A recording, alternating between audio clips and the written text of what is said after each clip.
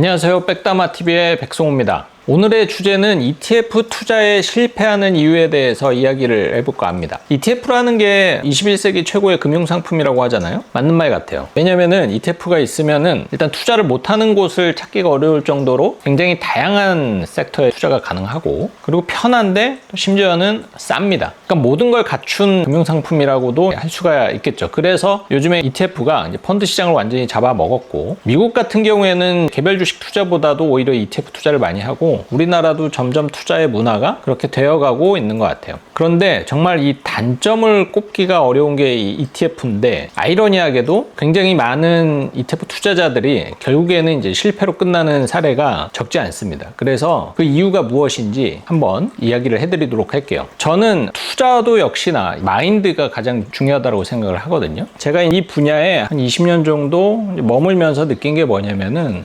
투자라는 것, 주식도 마찬가지고 부동산도 마찬가지고, 결국 이 돈을 가지고 이제 돈을 불릴 때 무엇이 가장 중요하냐? 마인드인 것 같습니다. 마인드, 심리 상태. 결국에는 멘탈이 무너져서 이제 투자 실패로 끝나는 경우가 굉장히 많은데, ETF 투자 역시 그러합니다. 무슨 말이냐면은, 자, 처음에 이렇게 A라는 이제 투자자가 있습니다. 이 A라는 사람은 투자를 사실 이렇게 해보지 않다가 어느 날 이제 문득 생각을 하죠. 이게 금리가 너무 낮은 거예요. 적금금리, 예금금리. 도저히 이렇게 해서는 나는 뭔가 이제 자산의 가치를 불리기가 어려울 것 같다라는 결론에 도달하죠. 그래서 이제 생각을 한 게, 나도 이제는 뭔가 투자를 해봐야겠다. 근데 이제 주식 투자를 하자니 부담스럽잖아요. 종목도 이제 뭘 사야 될지 모르겠고, 또 여차하면 상장 폐지가 돼서 패가망신한다는데, 그런 이제 공포도 너무 크고, 그러다가 이제 접하게 됩니다. 야, 그냥 S&P 500만 꾸준히 모아. 그럼 돼. 그게 뭐야? ETF라는 게 있어. 그냥 이렇게 시작을 해요. 그래서 A씨는 S&P 500이랑 나스닥만 30년 동안 모아보자. 그러면은 내 노후는 좀 행복한 생활이 될 수도 있겠구나 라고 다짐을 하고 ETF 투자를 시작을 해요.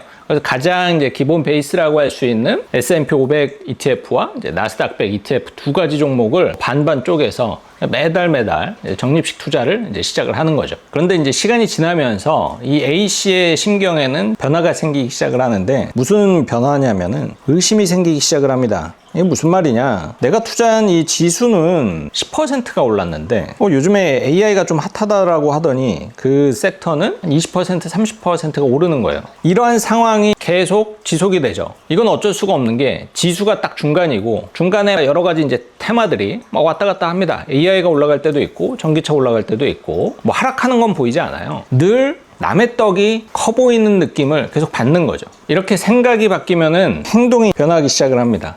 지수 투자가 정답은 아닐 수 있겠구나. 그래서 나타나는 대표적인 변화가 이 종목 수가 이제 늘어나기 시작을 하는 거예요. 처음에는 코덱스 S&P 500, 타이거 나스닥 100 이렇게 딱 두 종목으로 단촐하게 계속 투자를 하다가 AI 테크, 전기차, 클라우드 ETF, 로봇 ETF 굉장히 다양해지기 시작을 하는 거죠. 종목이 늘어나는 게 꼭 나쁜 것만이라고 할 수는 없겠죠. 종목이 늘어나면 분산 투자 효과도 그만큼 이제 늘어나는 거고, 그래서 꼭 부정적인 면만 이제 이야기할 수는 없는데, 어디에서 이제 문제가 생기기 시작을 하냐면은, 내가 100이라는 예산을 갖고 이 두 종목에 50 나눠서 이제 적립식 투자를 하고 있었는데, 이 종목이 이렇게 늘어나다 보면은 이게 S&P 500에 돈을 집어넣는 게 무의미하다라는 생각을 하게 됩니다. 왜냐면은 굳이 성과가 낮은 이 ETF를 계속 사는 게 맞는가라는 이제 의심을 하고, 다른 종목 이제 사기 시작을 한 단계이기 때문에 이 종목에 지속적으로 적립식 투자를 하지 않고 멈추거나 비중을 확 줄여버리죠. 그 대신에 이제 다른 종목에 대한 비중을 늘리고 적립식 투자를 이어나가고, 근데 여기서 끝나지 않죠. 이번에는 AI가 좋았지만 다음에는 전기차가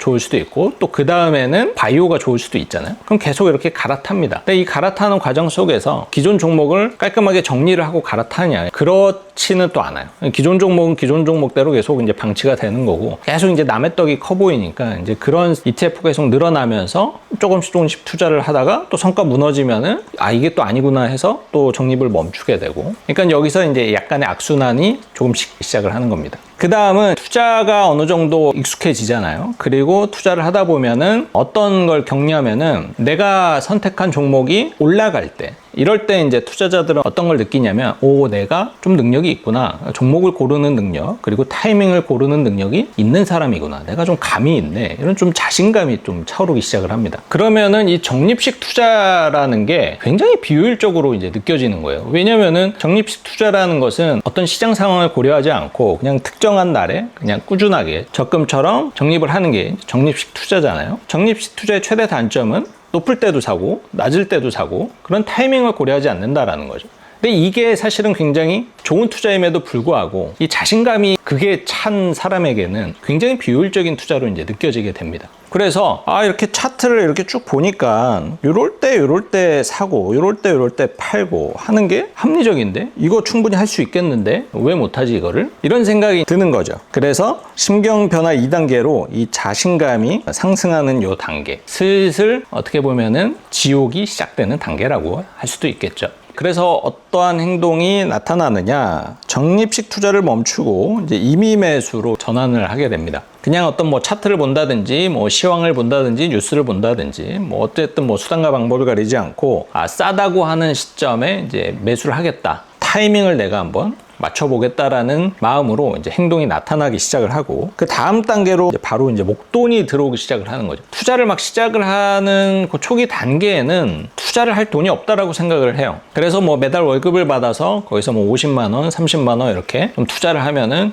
괜찮겠구나라고 생각을 해서 이제 투자를 하다가 이렇게 자신감이 차오르고, 그게 어느 정도 데이터상으로 내가 느끼기에 충분히 이 자신감이 근거가 없지 않다. 충분히 나는 주식 투자 시장에서 능력이 있는 사람이다라고 확신이 섰을 때는 정말 신기하게 이 없던 돈이 생기기 시작을 합니다. 이 돈은 어디서 생기느냐? 기존에 이제 갖고 있었던 뭐 예금이라든지 현금성 자산들이 이제는 굉장히 한심하게 느껴지는 거죠. 내가 1년에 이자 2, 3% 받으려고 이 목돈을 여기에 왜 지금까지 넣어놨냐. 그래서 그런 돈을 이제 다 찾기 시작을 하는 거고, 더 최악의 경우에는 대출까지 받기 시작을 합니다. 대출이자 담보대출 같은 경우에는 한 4% 정도 나오잖아요. 그럼 4% 이자 내면서 주식 투자 수익률로 연간 20, 30% 수익 내면은 한 25% 이익 아닌가? 이런 단순한 생각이 이 뇌를 지배하기 시작을 하는 거예요. 그래서 정말 신기하게 이제 없던 목돈이 생기기 시작을 하면서 이 투자에 대한 비중이 늘어나기 시작을 하는 거죠. 하지만 현실은 어떻습니까? 우리가 이렇게 차트를 보면 이러한 상황, 이 뒤를 아직은 모를 때 이러한 상황에서는 계속 이렇게 올라갈 것이다라는 기대감이 굉장히 크고요. 모든 언론과 그리고 SNS 상에서도 시장의 상황을 긍정적으로 보기 때문에 조정이 오더라도 약간 일시적으로 오고 이렇게 계속 시장이 상승하지 않을까라는 기대감이 계속 이제 차오릅니다. 그래서 주식도 마찬가지지만 ETF도 똑같아요. 이런 상황에 돈이 가장 많이 유입이 됩니다. 시장이 많이 빠졌을 때, 공포가 크게 달했을 때 돈이 투입이 돼야 되는데 실제로는 이때 돈 투입되지 않아요. 이번에 트럼프 대통령이 관세 전쟁을 일으켰을 때를 한번 생각을 해보세요. 나스닥 지수, S&P 지수가 고점 대비 20%, 30% 가까이 빠졌을 때 과연 과감하게 투자를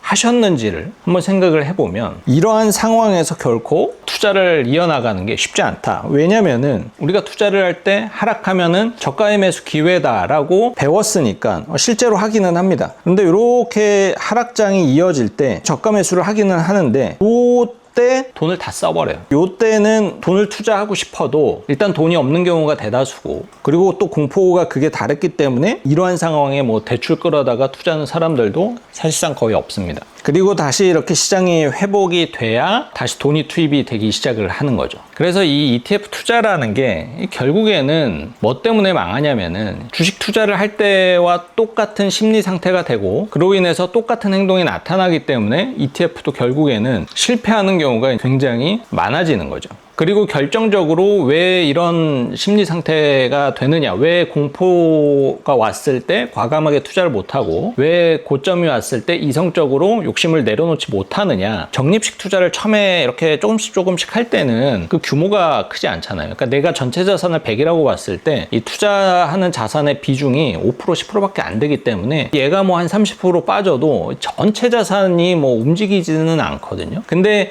앞서 말씀드렸던 것처럼 내가 자신감이 생겨서 내 자산의 대부분이 이런 투자 자산, ETF, 뭐 주식 이런 걸로 이제 채워졌을 때는 이 움직임이 처음에 느꼈던 움직임과는 아주 많이 다른 거죠. 처음에는 뭐 나스닥이 폭락을 하더라도 전체로 봤을 때 내 자산이 뭐 한 0.5% 움직였다라고 하면은 주식 자산 위주로 다 세팅을 해놓은 상태에서는 나스닥이 한 10% 움직이면은 내 돈이 몇 천만 원 깎이고, 이렇다 보니까는 뭔가 과감하게 의사결정을 하는 게 굉장히 어려워지는 거죠. 그리고 이성적으로 욕심을 내려놓는 것도 굉장히 어려워지는 거죠. 왜냐? 좀만 더 버티면은 내가 이거 1억이 2억 될 것 같으니까. 그래서 ETF 투자가 생각보다 쉽지는 않습니다. 그리고 제가 펀드 투자하시는 분들이랑 ETF 투자하시는 분들이랑 이렇게 비교를 해보면은 상당히 좀 달라요. 그래서 재밌습니다. 그래서 요즘에 사실 펀드 투자하시는 분들 거의 없거든요. 근데 ETF 투자를 하시는 분들은 어찌됐든 본인들이 공부를 하잖아요. 왜냐면 종목을 찾아야 되니까. 그래서 굉장히 심사숙고해서 이 고르는 과정 속에서 이 시장에 대해서 더 많은 관심이 생기고, 그 과정이 계속 이어지면서 자기 확신과 자신감이 이제 차오르기 시작을 하죠. 그래서 결과적으로는 아까 말씀드렸던 것처럼 이 변동성에 굉장히 민감해지고 오히려 이제 버티지 못하는 경우가 더 많아집니다. 그러니까 ETF 투자자들이 오히려 이 멘탈적으로 이 투자 시장에서 버티는 게 더 어려워지는 거예요. 반면에 이제 펀드 투자를 선호하시는 분들은 일단 마인드가 ETF 투자를 하시는 분들이랑 많이 다릅니다. 일단은 펀드 투자를 한다라는 것은 내 돈을 이 전문가에게 맡길 테니까 니네가 알아서 굴려줘, 이런 마인드예요. 그러니까 나는 신경 안 쓰겠다. 그러니까 니네들이 알아서 해라, 믿을 테니까. 그래서 이 시장에 이렇게 크게 관심을 많이 갖지 않습니다. 맨날 이렇게 주식 앱 켜놓고 뭐 오르락 내리락 하는 모습을 쳐다보지를 않아요. 그러다 보니까는 어떤 변동성이 왔을 때 조금은 더 이성적으로 행동을 하는 그런 모습을 많이 봅니다. 결론적으로 제가 드리고 싶은 말씀은 펀드 투자를 하셔라, 이거 아니고요. ETF 투자를 하시되 펀드에 투자를 하듯이, ETF 사실 펀드거든요. 근데 ETF를 주식처럼 하면은 실패할 확률이 굉장히 높아요.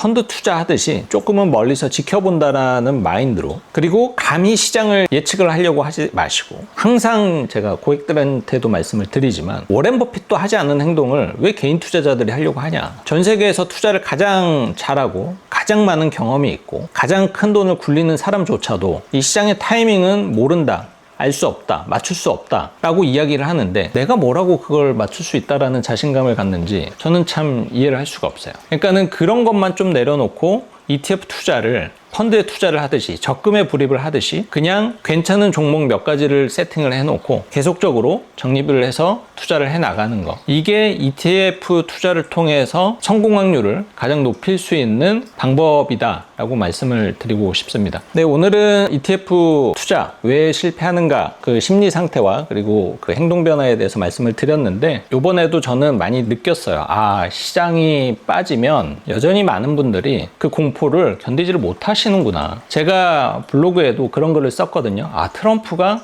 미국 주식 사라고 기회를 주네요. 이때부터는 좀 사셔야 됩니다. 그런 이제 포스팅을 올린 적이 있는데, 제가 관리를 해드리고 있는 고객들도 마찬가지지만 막상 그 상황에서는 많이 투자들을 잘 못하세요. 근데 이제 어느 정도 관세 전쟁이 1차적으로는 어느 정도 좀 봉합되는 그런 분위기가 나오고 증시도 많이 급등했잖아요. 근데 정말 기가 막히게 요때쯤부터 오히려 이제 문의가 많이 들어옵니다. 이제는 좀 투자를 해도 되겠냐고. 개인적으로 너무 안타까워요. 진작에 좀 하시지. 그랬으면은 돈을 조금이라도 더 이제 버셨을 텐데. 그러니까 좀 거꾸로 투자를 하는 게 여전히 많이 어렵구나라는 것을 느끼면서 제 영상을 보시고 단 한 분이라도 이 시장과 반대로 하는 이런 좀 강한 멘탈을 가지셨으면 좋겠다라는 마음이 드네요. 자, 오늘 영상 여기서 마무리하도록 하고요. 저는 또 다음 영상에 찾아뵙도록 하겠습니다.